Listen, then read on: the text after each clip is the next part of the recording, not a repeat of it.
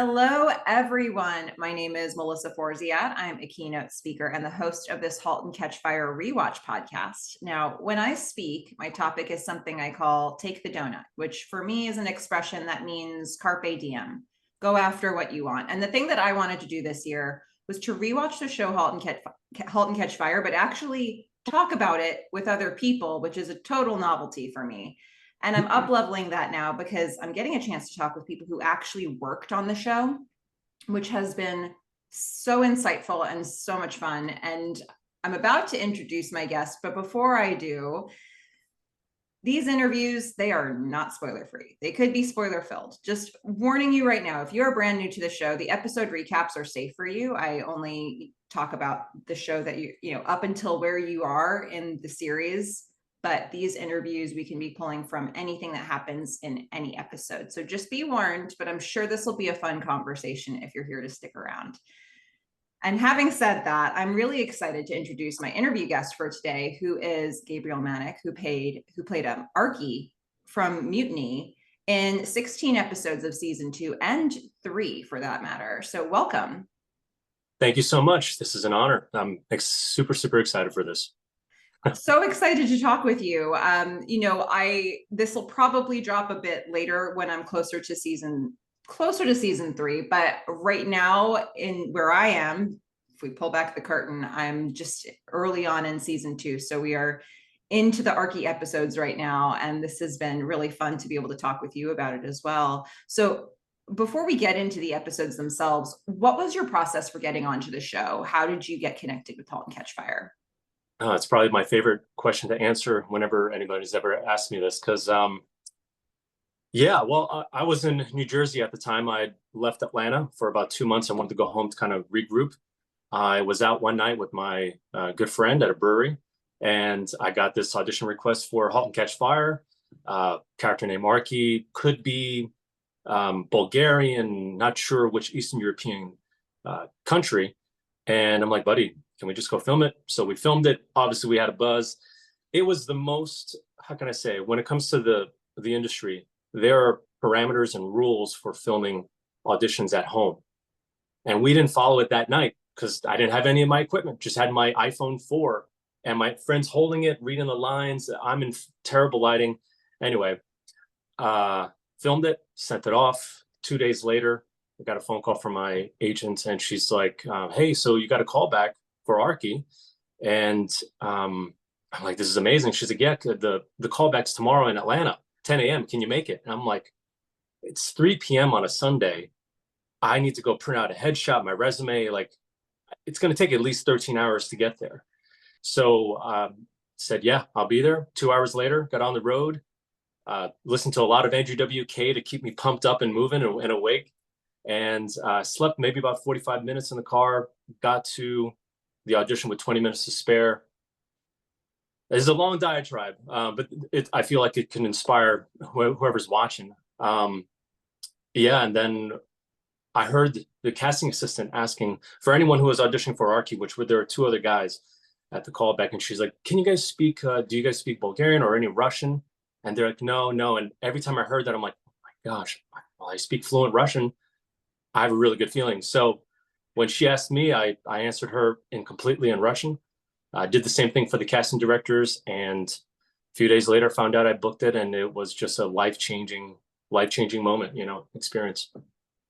Oh my God, what a stressful drive that must have been to get there with, well, you slept 45 minutes, but 20 minutes to spare.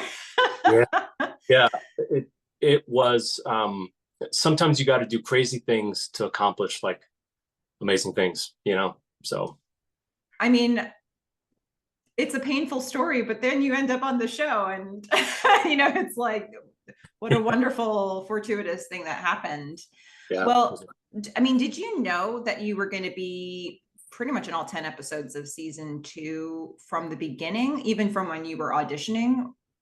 So the breakdown said, actually, for all the characters, Arki, Wonder Boy, Carl, and Bodhi and Frosty, there was a possible 4 to 6 episodes possible.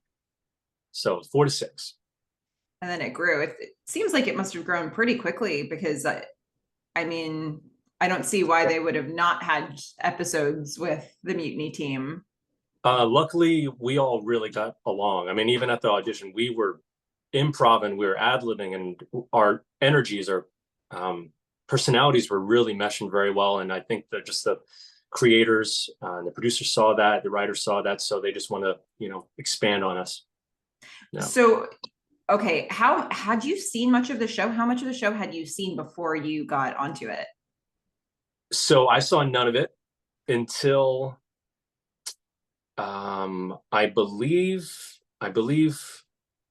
Nick, John, so Carl and Wonder Boy, we had stayed at a hotel after episode 1, I believe. Or no, we had booked it, and then we're like, hey, let's sit and actually watch season 1. So we did that to do our homework, understand the characters, understand the universe. And so really season 1, just before episode 1 when we filmed.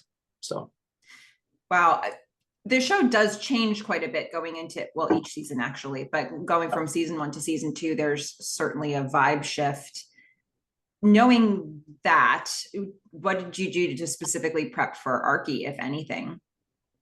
Well, luckily, I do, like I mentioned, I speak Russian. I was raised in a Russian community and all that. And my grandfather, even though he wasn't born in Russia, he instilled the culture and everything with us. So actually a lot of Arki I did base on parts of my grandfather.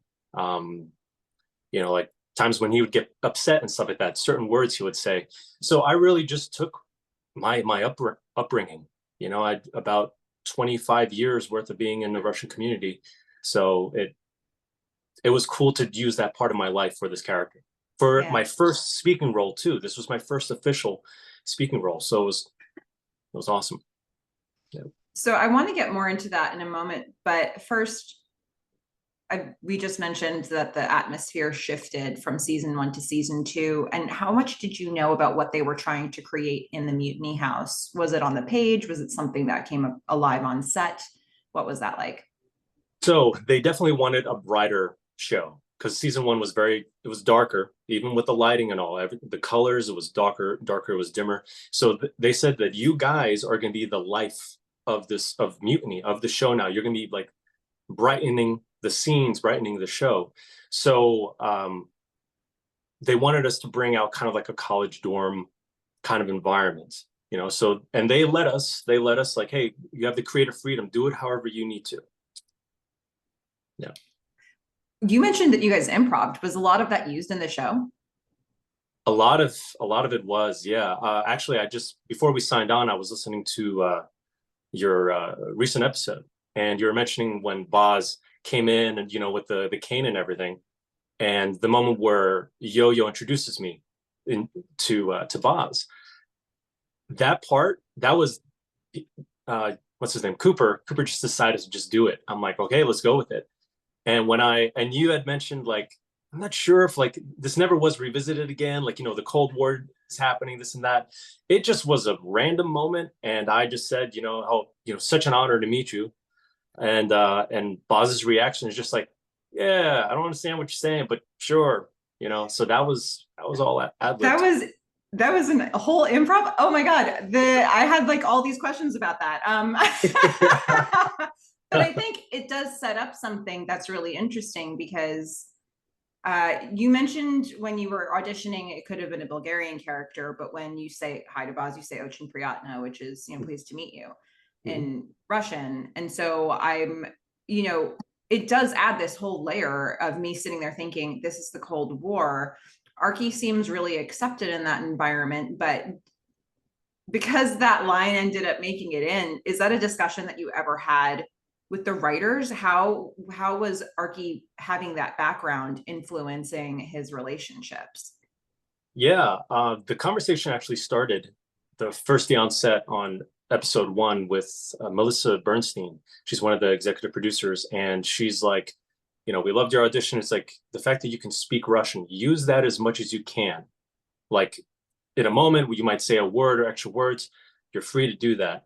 And definitely every episode, the writers would approach, they'd say, hey, we were thinking this, does it make sense in Russian this way? If you say it this way, I'd give corrections, this and that. So In terms of how the character impacted the community of Mutiny, that was always in question.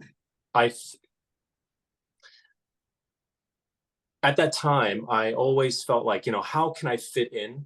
So I used that real life experience of like trying to fit in new groups for this character. So, somebody being from Russia and with all these Americans who, and by the way, in this Russian, Arki loves American culture, just by the clothes he was wearing. I mean, he just loves American culture.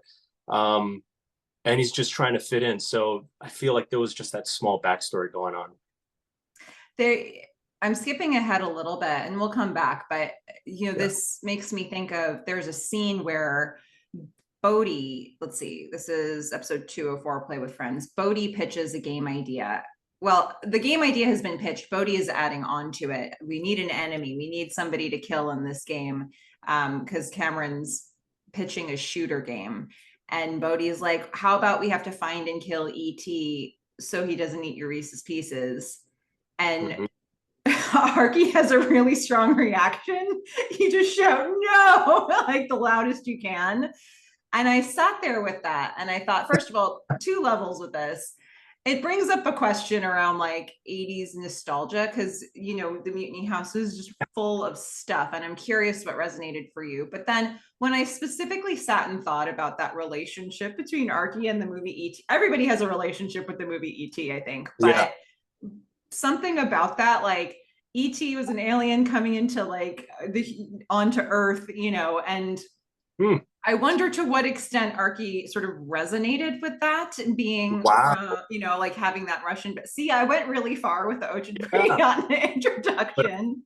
But honestly, maybe that was a subconscious choice for me then, like, again, just fitting in, somebody from outside of, this world. So resonating with ET, with ET. And I think it's so funny, it's so great that you reminded me of this scene. I think I said no, like Elliot, something like Elliot will be alone, his friend will be gone, something like that. Yeah.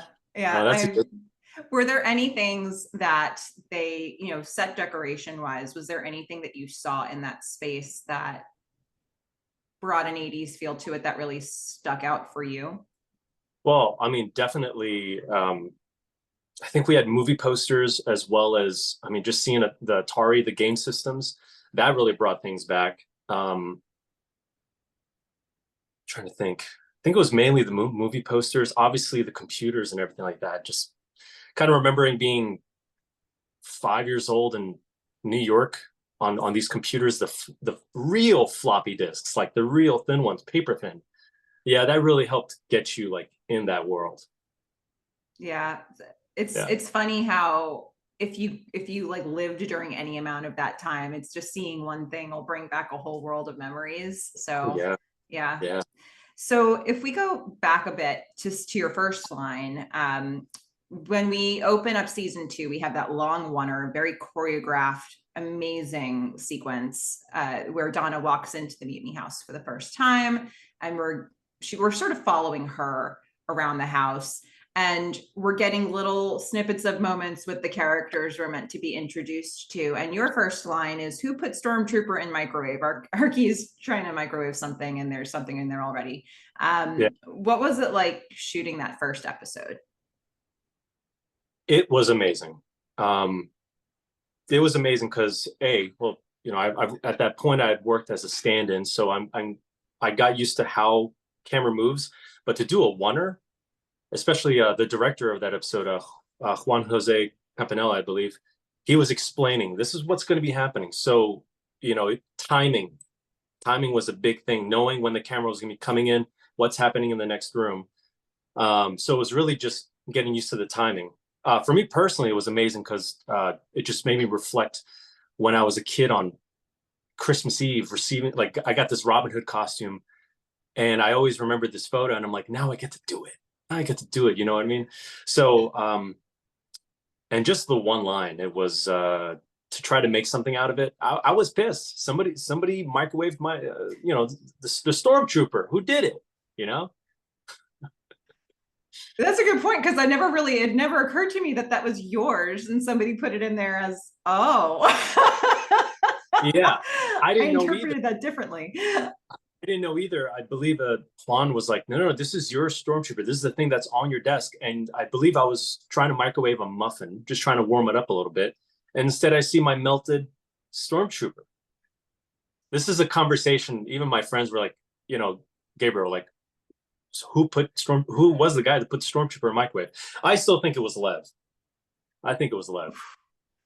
It was probably the same person who put the soap and the license plate on Boz's chair in the next episode when he comes in. There's like a lot of pranking that happens. Oh, oh, you know what? Actually, now I think what I went with later, because you mentioned, well, obviously episode 2 with directed by Phil Abraham, when Arki's chasing Frosty? Robot. No, Oh. Frosty. Mhm. Frosty. That was the motivation that I found out that he put the stormtrooper in microwave, and I'm chasing him for it. That's what it was. Yep. Okay, well, there we Yeah. have it. Asked and answered. Oh my goodness. So if we go forward a bit, you said a little bit about the prep that you did for the show, but there's a lot of programming and coding, and there's a scene in 203, The Way In, where Gordon's program that he introduces, Sonaris, it turns out to be a virus, and it just sort of like eats everything alive. And it's a huge problem. And there's just this frantic need to correct whatever is happening on screen. Yeah. Was there anything that you were able to do up front to prepare for scenes like this to make it look like you were a real programmer? In improv, they talk about top of knowledge, I believe it's called, top of intelligence. So it's using whatever you got. And at the time, I ain't got much. so it was really just envisioning the screen, obviously seeing chess being taken away, all just this stuff happening. And I remember the director, Jeff Freilich, for that episode, he just said, just up the intensity, how important it is. So it was really just doing that, just trying to get in my body, get present with my body and doing that, not really knowing much about the tech or, just what words, what letters, what codes am I typing in? I'm literally looking, so just doing whatever you can to make it look real, Yeah, just flying by the seat of your pants, it sounds like. Yeah. And those pants were pretty awesome. Yeah, something about that wardrobe. Oh my goodness. Did it shift much between season 2 and 3? Because you really only advance about a year Yeah. when you're getting into season 3 from where you end off in season 2. But did you feel much of a difference? The wardrobe, not too much. They always tried to give me pastel colors. And there were 2 pairs of jeans that they always tried to bring back. It was the red one. And I think in season 3, it was purple. The red one was definitely the favorite. I remember Melissa Bernstein. She's just like, love those red pants. Those are perfect. I wish I could have brought them home. That would have been great. Did you get to take anything from set? Maybe your stormtrooper? Not the original stormtrooper. The stormtrooper in season 3, I did, however, sell that, unfortunately. But the one thing that I've left is this ball.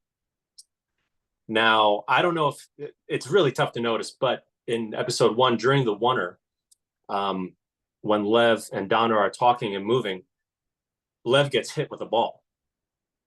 So that's actually me. I threw this. I said, like, watch out, or no, not watch out, heads up. And I threw that. So I got to keep that, which, nice little Pac-Man. That scene was just amazing. I mean, I know I'm going back to it here, but I'm curious when you're shooting something like that, because you mentioned having to have the timing just right. Was there somebody who was sort of an advanced person on the crew who was going around and like sort of cueing you in, or would that have been distracting and you just had to pay attention to what was happening in other rooms? Yeah, it was actually the first AD. It was the first AD. So he'd basically be in between rooms and he's like, all right, like 2, 3, go. Like it would be stuff like that. There would be people. Yep. big And time. they just have to clear out of the way as quickly as possible. We did a lot of rehearsals for that. I think we rehearsed it for at least what I remember, at least 15, 20 minutes. Because, with a oneer, it's got to be perfect. So, yeah, we rehearsed it a lot. It's amazing. It feels so organic. Yeah. You all must have done a terrific job rehearsing it, because it doesn't feel like, I don't see the rehearsal there. I just see this is what it's like to be in the Mutiny House. Yeah. So, I mean, absolutely brilliant work. So if we go back, we'll forward a little bit so we're at episode 204, we're going to get that mutiny photo, the iconic, the classic photo from Mutiny. Welcome to Mutiny. It looks like a chaotic scene, but I'm sure it was a lot more controlled than that on set. What was that day like for you? It was so much fun. That was honestly probably one of my favorite episodes to be in season 2, because it was just so much. It was so much fun. We got to move around. It's kind of like takes you back to playing cowboys and Indians back in the 90s. You know what I mean? And chasing each other and stuff. It felt like an epic battle. Playing with Nerf guns and all that. It was so nostalgic. Yeah. So I'm assuming that was pretty choreographed too, or were you improvising a bit in that as well? It was choreographed. We definitely I remember I had to wear knee pads, but it was definitely choreographed, because wasn't part of it also a oneer, right? I'm trying to remember. It seems like it, but it's hard to say because you're switching from like sort of GoPro footage to like shots looking at camp. And I don't know if that was a fisheye lens. Like there's a lot of different camera choices there that were unique to the show. So it's almost like hard to tell, where the breaks are in a way. I believe, yeah, once she gets up off the couch, I believe they put a GoPro on her. Yeah. Yeah. A lot of moving parts. Yeah. So a sequence that was really quick, and I don't know if there's really a question here, but I'm interested in it. In 206, which was called 10 Broad 36. Cam and Tom have had a secret relationship for some number of episodes now, but it's not really a secret. Everybody knows, and they want to catch them. So they're like hooking up in her room, and the guys say, okay, we're going to trick them. We're going to tell Cam from outside the door that there's some sort of emergency happening to make her come out. And when Tom tries to escape out the window, we're going to find him outside. Yeah. So I think I know now that these are different locations, right? The house inside the house was, built on a set, and then outside the house was somewhere else. So, shooting that sequence, what was that? You go to laugh at Tom outside the house, and it's like 2 seconds of laughing at another location. Is that what that was? It was. Yeah. Because that house, let's see, I think we only really used that room where he was coming out of the window, and then the back deck, and also the front porch. Yeah. Seems so like a lot of logistics to coordinate for that payoff, but it's a fun scene. Yeah, it really is. And again, a lot of those lines that we were saying were ad-libbed. Like, what was it, like, he wears boxers? Yeah. Like making fun because Eastern European, they only wear tidy whities. So he's like, oh, look at this guy, he wears boxers. Yeah. It was a really fun. Yeah. I love that so much improv made its way into the show. Yeah. Especially for something that's written that there was that kind of freedom because it's such a well-written show. So the fact that the writers are like, yeah, let's use this. Let's let them play. Yeah, because you never know. You never know when, lines are going to end up on the cutting room floor. So the fact that even a line that wasn't in the script made it, it's always feels good for sure. Yeah. So let's get into some serious stuff here. So in 207, working for the clampdown, Joe is going to tender an offer to buy Mutiny, and Cam is going to rally everybody and get them to shout Joe out of the house, except the guys haven't actually seen the offer at this point. She's just explained the situation to them, and they've said no, they're pushing Joe out of the house. But then the guys piece the offer together, the torn up pieces of the offer together, and they see what it actually was. And now they want to have an actual vote because some of them kind of do want to sell. Yeah. Arki votes that he does want to sell. So why do you think Arki would have made that choice? I felt like it was well, I felt that it's an opportunity, and the fact that, the journey to coming to Texas, it's like, you want to be a part of a success so that you can call your mom and to tell your dad that, hey, it wasn't a waste of time for me to come here. So I was like, gotta sell, gotta do it, or else, I'm a failure. It's a lot of pressure, more different pressure than anybody else would have had in that scene. Mm-hmm. I also enjoy I don't know, was it a camera on the floor where you're putting the pieces of the offer back together and everybody's sort of huddled over it? What was that setup?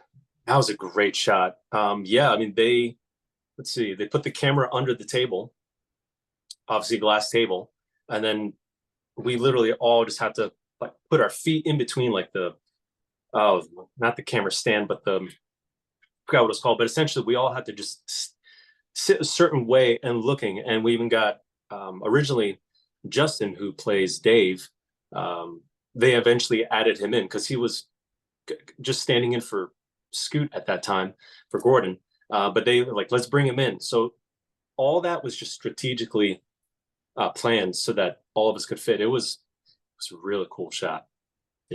Yeah, it seems so simple when you look at it on screen, but then when you actually think about the mechanics of that, it was like, how? So that makes a lot of sense. Because it was a close-up. It really was, even though a wide shot, it was a close-up of all of us. So like we really couldn't move much.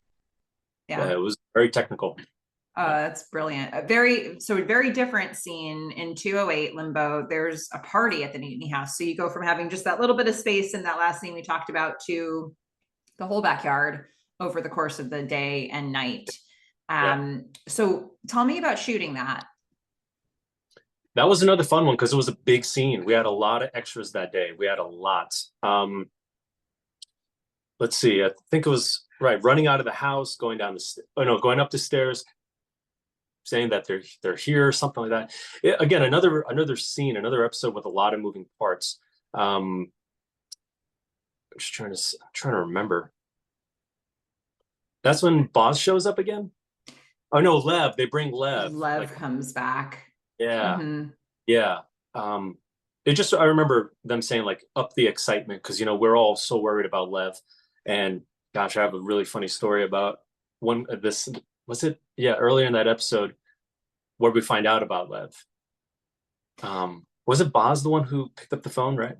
So I think it might have been the end of the episode prior, where right. we find out that he's in the hospital and we actually see Lev in the hospital. And then this is the next episode where we're seeing him sort of still on the mend.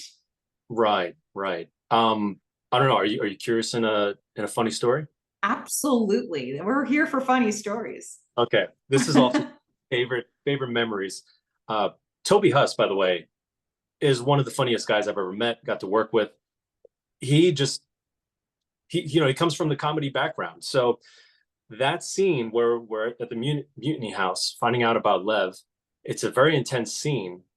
After everybody got their coverage, Cameron, it's so tough to go between character names and people's names, but Mackenzie, Tom, all these people. Anyway, they got got everybody's coverage, and now the coders are getting their coverage, camera coverage. And oh my God, and Toby, he decided to take his shirt out of his pants, his button down, and kind of like, bring it up past his belly button and tie it up. And he just stood there, like this, and kind of dancing, shimmering a little like this, trying to make us laugh on camera. It was one of the toughest. That really tested your skills. You know what I mean? Like that was, but it was just so funny. And we were, when I was cameras on me, everyone's laughing. I'm like, guys, please, this is so tough. But yeah. And you're meant to be reacting to Lev being put in the hospital? Oh yeah. Yeah. It's a really serious, dramatic moment. And meanwhile, this amazing guy is trying to mess with us, It's those are things you take away. But now you know that when you rewatch that scene, we're really trying. That was serious effort that was going in. Toby Yeah. Huss just seems like a character on and off Yeah. camera. Oh yeah. A lot of times when they say, all right, roll sound, we're getting ready, he's starting to say the funniest, weirdest things, trying to get us to laugh, right as the scene starts. It happens a lot. So I mean, it lends well to the vibe of Mutiny, because I think it's a chaotic place, yeah. and there's a range of maturity. So I think in any given scene, if it feels like somebody's being distracted by something, it's probably what would have been happening there. But Yeah. that Toby was manufacturing that is so wonderful. Oh yeah. Oh yeah. Oh, wow. Well, so let's look at season 3. If we look at Valley of the Heart's Delight, which was episode 1, we move forward in time by about a year. We moved to San Francisco from Texas. So it's, a lot of things are shifting. And, like the office is now a much bigger space. So how did the vibe shift on set? It was definitely different. Especially with newer characters, newer coders and stuff like that. I think everyone was I remember there being a lot of drama. I remember in that season, there was drama. There was drama. Let's just say that there was actual drama, but I think that actually played into that season very well because Mutiny's bigger now. It's a bigger beast, and with it came with a lot of challenges. And it's interesting that you're saying there was drama sort of on set, because that kind of works for what's happening with the team as well. And it's expanded, and there's like new people coming in, and there's the old team, and who knows what the process of that move was like for everybody. And it's a bigger space. It feels almost colder just because it's a bigger space. Yeah. Oh yeah. Yeah. It feels like that all kind of worked for the art. I do remember that. Yeah. Even oh my God. Like I can see so many thoughts running past your brain that you don't need to say. Yeah. Just remembering the space, what all was happening at that time. Also just in my life in general. So it's it was cool because we were so uncertain whether the show was going to come back. There was every season, there was always just that possibility that it wouldn't come back. But luckily the studio heads, they loved the show and they wanted to see it finished. So I just remember us being excited, but also just like, how much are we going to be in it? How much are we going to be a part of it? It was different. That's the amazing thing, because I actually came to the show late. I watched it for the first time, a couple years ago. So post-pandemic, awesome. But way after the show was over. And so I binged the whole thing. With that, normally I would watch interviews if I can and things like that, but I just didn't even spend time to do that. I just binged the whole thing. And by the time the show was over, it seemed to me, oh, this was always meant to be 40 episodes worth of TV. Like, of course there was going to be 4 seasons. And it was a huge shock to me that there was so much uncertainty about whether the show would be picked up from season to season. Yeah. How did you, as an actor, as part of the process, how do you keep the continuity going of the show when all of that is happening behind the scenes? Patience. I would say patience.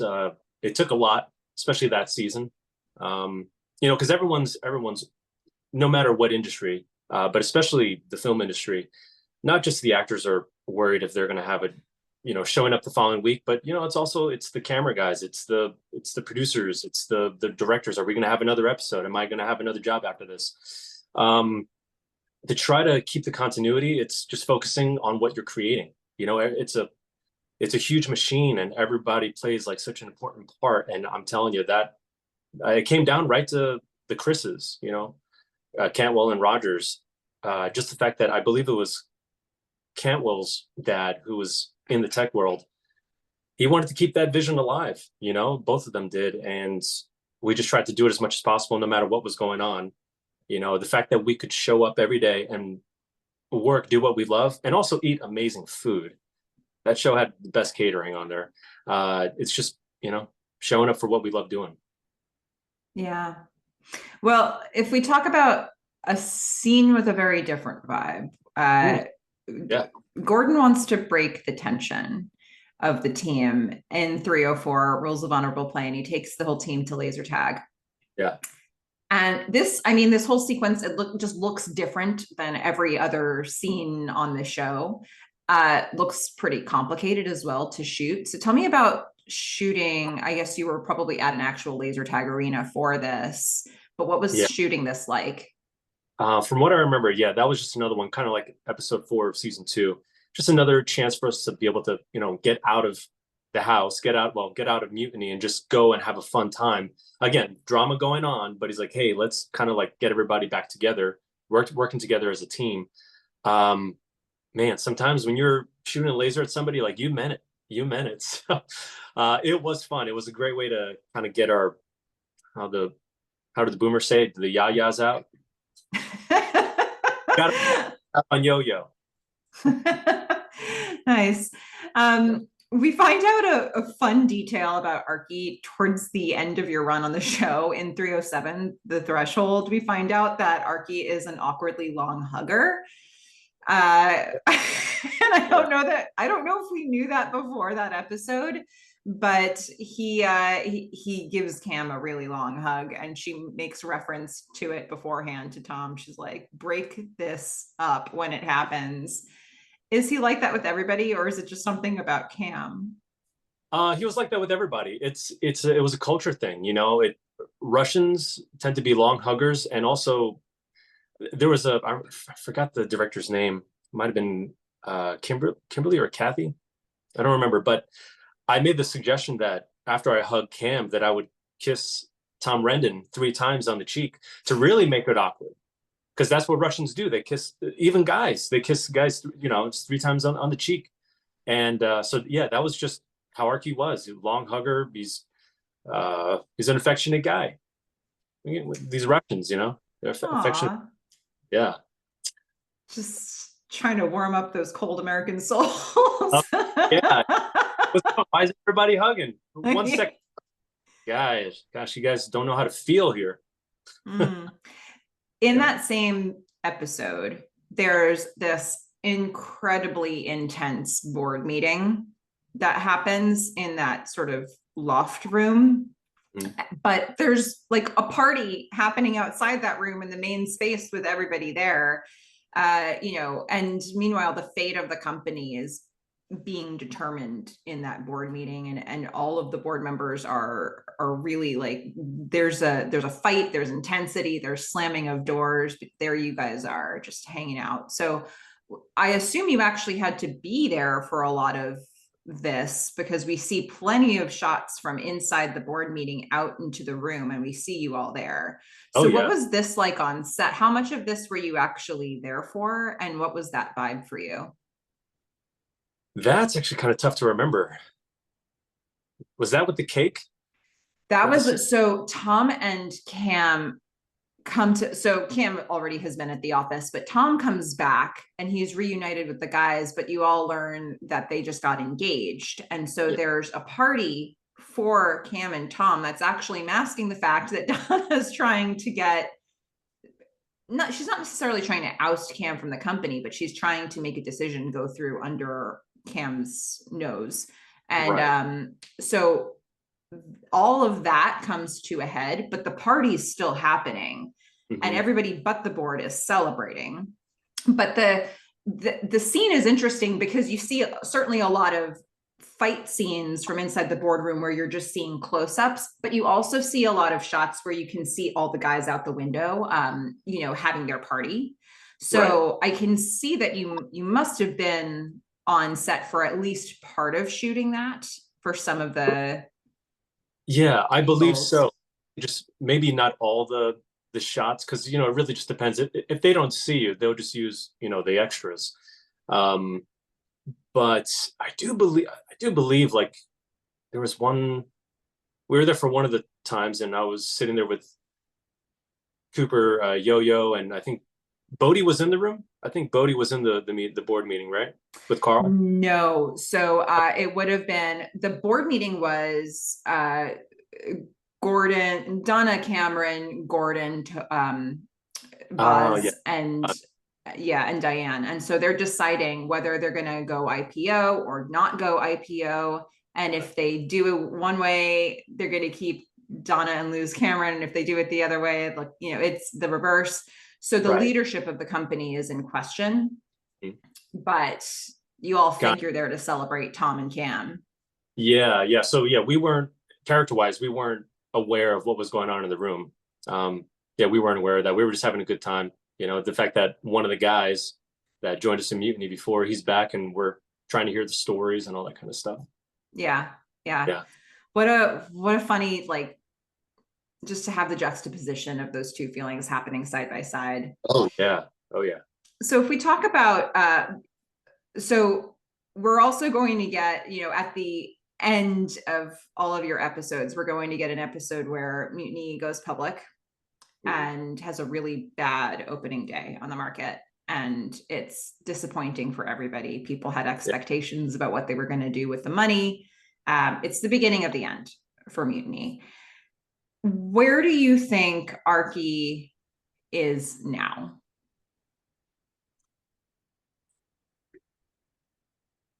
At the time,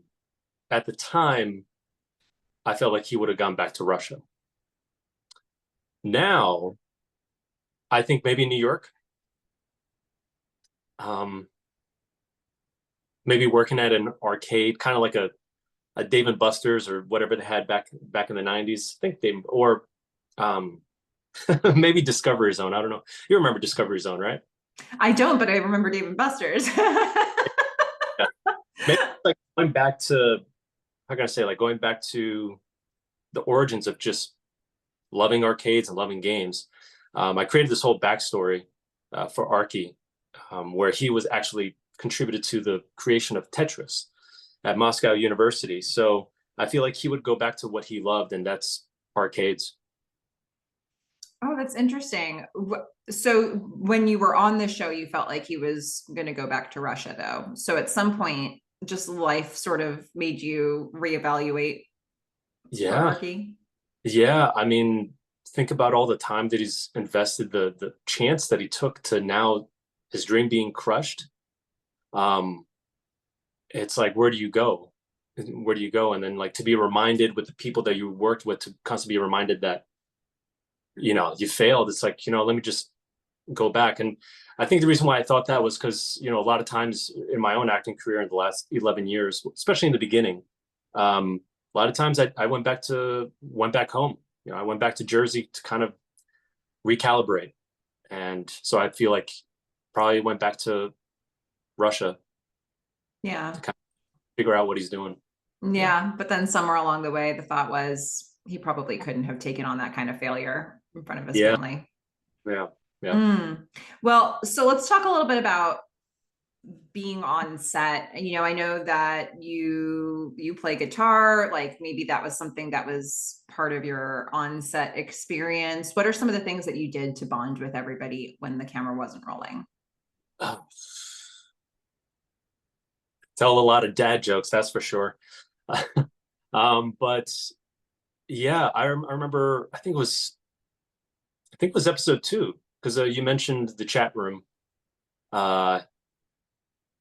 And Donna's like, you know, where people can meet. And I'm like, meet like girls. I remember I had the guitar then. And yeah, when the creators found out about that, I was like, I started playing actually the Tetris theme song on the guitar. So I'd do that. Mainly I just try to connect with people, find out more about them. There's a book, and I know this has nothing to do with the show, but I think it's just useful for anybody. There's a book written by Dale Carnegie, How to Win Friends and Influence People. It's a great book for anyone. And, you know, when you talk, it's easier to talk to others about the things that they would want to talk about. I feel that, like, that's a good way to bond. and help people feel more comfortable with you, you know? So, um, and always, I always try to mix in some sort of a dad joke. When you interview some of the other guys, just ask them about it. Like, oh yeah, he just always was puns everywhere, puns everywhere. It's my style of humor too. I like Uh, it. they're great. It's, you know, a lot of people talk smack about it, but I think it's one of the most highest forms of humor, because it also shows that you're a good listener.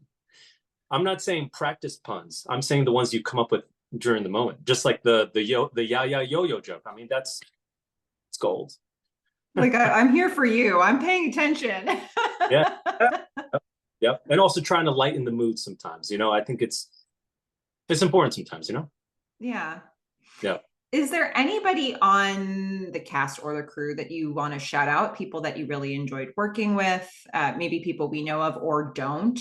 There's so many people who are part of making this a functional set. So who Yeah. deserves some love? You know, a lot of them deserve some love, because it's, you know, like I said, we all play a big part. Definitely the other coders. I mean, just the fact that a lot of them, it was their first gig and we were in the audition together. So we really got to bond and hang out outside of work. And Cooper was great, because turns out, like, on the first episode, first day on set, we found out that we're actually from the same small town in Jersey, which was wild. It was wild. Him and I really bonded over the next 2 years. You know, like, he let me sleep on his couch sometimes, and I eventually actually ended up living in his house, like, after he moved. So really great guy. Let's see, Toby, of course, just because of his sense of humor, and he also helped out with my writing like sketch comedy. Scoot was great, because he got to tell me a story. He told all of us his story about how he ended up getting into acting, and I felt like that was really inspiring and gave me hope that, you know, it could continue.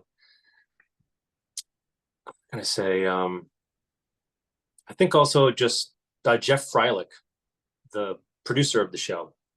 He had a background in Russian. I forgot who in his family was Russian, but him and I would bond, like, saying some Russian things to each other. So I really felt welcome there, you know, with a bunch of the people. So I could say, you know, I could really put one person on a pedestal, but I think, you know, just as we all work together, everybody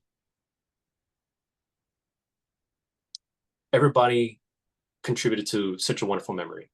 Yeah, that's so nice to hear. And as you were talking about Scoot, it really occurred to me that in your first season, you wouldn't have had a lot of opportunity to work with him. But in season 3, that dynamic would have changed quite a bit because of just the way the season was mixed up and the new setting that you were in, and Scoot was now in that. So you had a chance to sort of start working more with some people that you hadn't worked with before. Sure, absolutely. Well, is there anything that you're up to now that you want to share with all of us, or something that you worked on recently that came out soon? Well, you know, it's been a difficult few years, obviously, with everything going on. And I did take a break for about a year to reset. I took a year to find new reasons why I wanted to still act. So, but during that time, I ended up starting my own, like, little YouTube channel where I review food, mainly restaurants, sometimes breweries, starving actor food reviews. So, you know, it's my outlet. It's something, it's my own, that I get to work on when I'm not working on set. And that has been a joy, because not only do I get to be creative with it, I also just realized that I'm doing something bigger than myself. I'm helping out small businesses, shining. Although, you know, not too many subscribers right now, but I think you can relate to this as well. It's like what you're building. It will reach a larger audience and shine light on things that they did not know about. So, and I see you're about to reach 1,000, which that's good. That's really good. That's the first step to monetization. Almost there. Oh, we're really close. And thank you for that. And your YouTube channel, how can people find that? Yeah, just starting actor food reviews. Okay. Yep. That sounds fun. I have to check those out. Oh yeah. That's There are a lot of nice. they've evolved. Yeah, and you get to eat some good food and support some businesses and create some content. I mean, Yeah. as somebody Yeah. who does take the donut as our topic, I'm all in favor of Oh yeah. everything. Oh yeah. I saw that French cruller quick video just before we signed on. Like that donut looks fantastic. Right? Yeah, the Oh. rider crisp. Yeah, I have to like remind myself not to eat every donut I see, but you want to when you see these on screen, It especially. Oh my gosh. it's it is tough. It is tough. I mean, at my job, we have a cafe not too far away, and sometimes people who work in that cafe, they'll bring over some pastries to kind of to get a free drink. I definitely bring those home, and I there's no guilt. There's no guilt. I chow down. Oh, that's awesome. Well, I hope that you continue to see success and that your YouTube channel continues to grow. Hopefully, everybody listening to this will go support that. And what a blast it was to talk with you about this show and come up with all these new details about things that happened in seasons 2 and 3. Absolutely. No, this has been a pleasure, and I just wanted to commend you. You know, the show did not see too much light while it was airing because it just wasn't promoted as well as it could have been. Also, we were, you know, they were showing Silicon Valley at the same time, so kind of competing there. But um, the fact that, you know, all these years later, somebody was so inspired by this show that they wanted to create a YouTube channel talking about it. So I commend you on that because a lot of people that have watched it, they've loved it. It's been one of the, I think it was rated one of the best TV dramas of the 2010s. And now you're bringing more awareness to that. And I think because it's so niche, you know, so niche, I think you're really going to have a success with this. And yeah, I'm glad you're doing it. Oh, thank you so much for that. And I have to say, like going back, because I watched the show later initially, and I went back and I always look for interviews, and I was like, where are the interviews? Yeah, where the Where is TV. the content about this show? Why didn't people talk? Why didn't even, people who worked on the show have a chance to talk about it? And so this has been a fun way to do a living history for it because like also a lot of the time when you do see coverage, it's from only a handful of people who worked on the show. And this has been a chance to say, look at all these different perspectives we can have on what just happened over the course of the 4 seasons of Halt and Catch Fire. So this has been, every single person shares at least one thing that like changes how you look at the show and adds something to it, and only in good ways so far. So I, am loving the process, and I really appreciate that you took the time to do this. Absolutely. It's been awesome. I'm glad this happened. Obviously, it manifested in the best way possible. So thank you for having me on, and I'm sure our conversation will continue on the IG, right? Absolutely. Well, okay, everybody, you know what to do. Go out there and watch Halt and Catch Fire. Bye, everyone. See you guys.